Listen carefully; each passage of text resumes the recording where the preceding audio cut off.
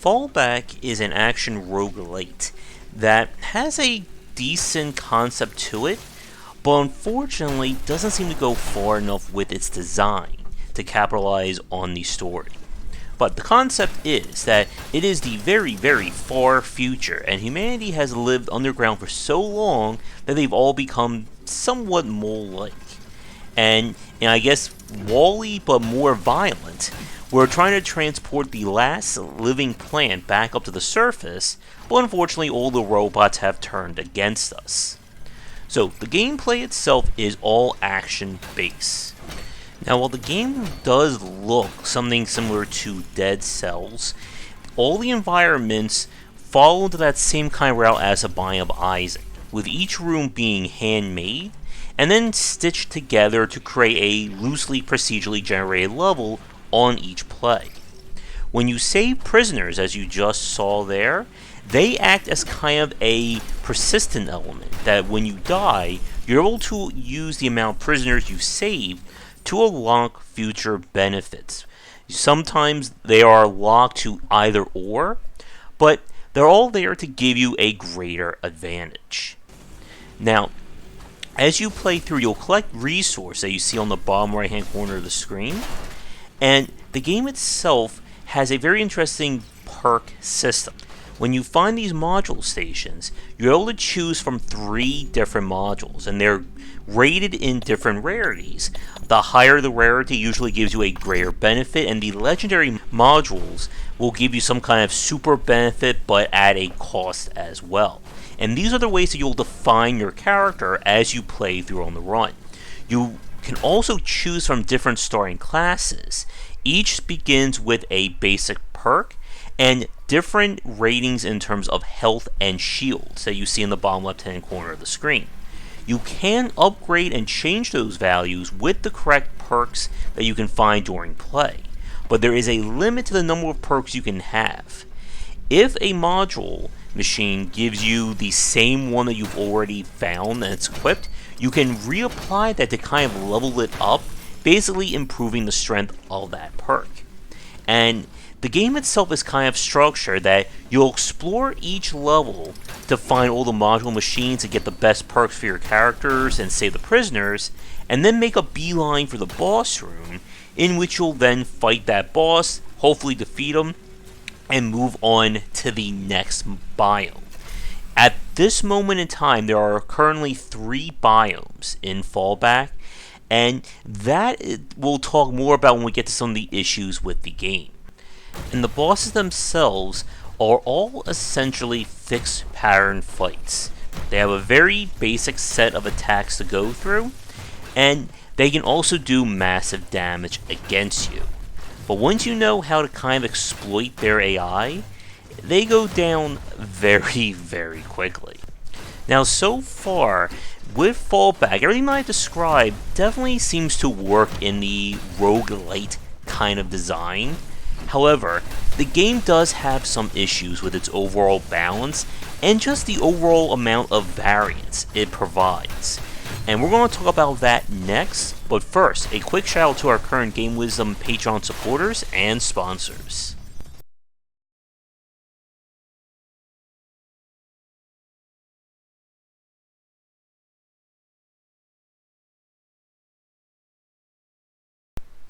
With Fallback, everything works on paper in terms of its design. However, there's just some major limitations and balance issues that I think keep it from reaching the same echelon as notable examples such as Dead Cells, which, you've been watching this footage, the game definitely seems very similar in terms of style. The first issue is that it's not as smooth from an animation standpoint compared to Dead Cells and other titles we've played. Enemies can sometimes just attack you without any discernible way of telling that they're about to use that hit, other than getting a small sound effect. This is very troubling during some of the boss fights and later encounters, when enemies can hit very hard. Now, combat itself is on the responsive side. You can dodge, cancel out, I think, just about every attack in your arsenal, which is really great. Now, another thing to keep in mind is that there are no iframes in Fallback. Some of the later bosses, especially the third boss, has kind of a shmup kind of attack, and once it starts hitting you, you can easily run out of your life quick. Another point about how fast combat plays out is that health is definitely the most important stat, followed by attack.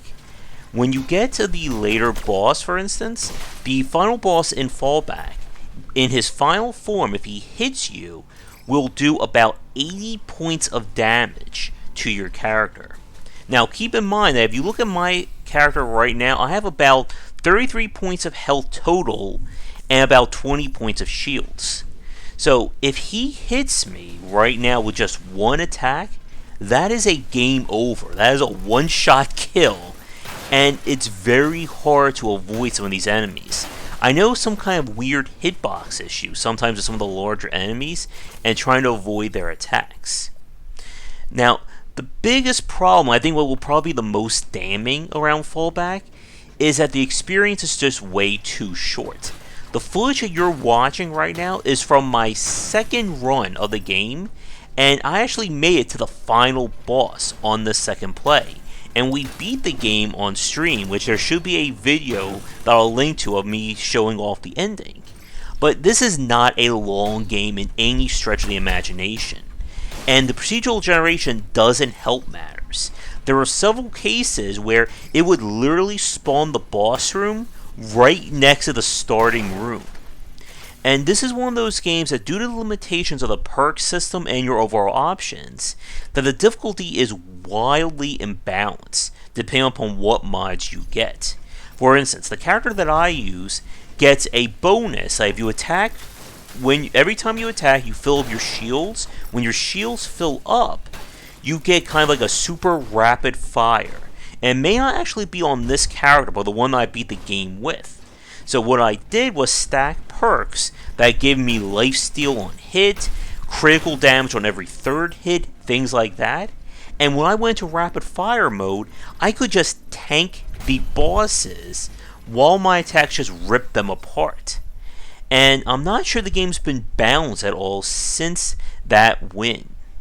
One thing that may also dissuade people is the developers are going for kind of a pseudo crowdfunding to determine how much they'll add to Fallback. And they have on the store page that the more copies that are sold, when they hit certain milestones, they'll add more content to the game. And I don't know if that is the wisest move for a game that's already so short. Now, the overall length is definitely based on the difficulty, obviously. But even without having to use the persistence system, I was already ripping and tearing my way through this game. So, to begin to wrap things up, Fallback is not a bad game, but it's definitely a great example of the difference between a roguelike and a roguelite. And that this game has an intended end, and it's a very short path to that end. If you're looking for something that is kind of smaller in scale, but still action focused, like with Dead Cells, I would say give this one a check. But if you're hoping for more depth or a longer experience, then you're not going to find, I think, enough here to satisfy you. I would like to thank developers for giving me a press key to check this one out. And if you're working on your own game, it doesn't have to be roguelite like and any other rogue examples that you may take a look at. Please don't hesitate to get in touch and come back for daily discussions on game design here and on game wisdom, where some of the art and science of games. Once again, this has been Fallback, and I will see you all next time. If you're looking for more wisdom about game design, be sure to check out my latest offering of books, 20 Essential Games to Study, aimed for first-time developers and students looking for some inspiration for their upcoming games, and Game Design Deep Dive Platformers if you're interested in anything regarding 2D and 3D platforming design. They're both available in print, digital, and wherever books are being sold. Thanks for watching the video. If you enjoy things, be sure to do all the liking and subscribing that the kids are doing these days. Check out our Discord channel linked down below where we hang out and chat game design, and come back later tonight for our regular streamings. But that's it, and tune in for more great content here and on Game Wisdom, where we examine the art and science of games.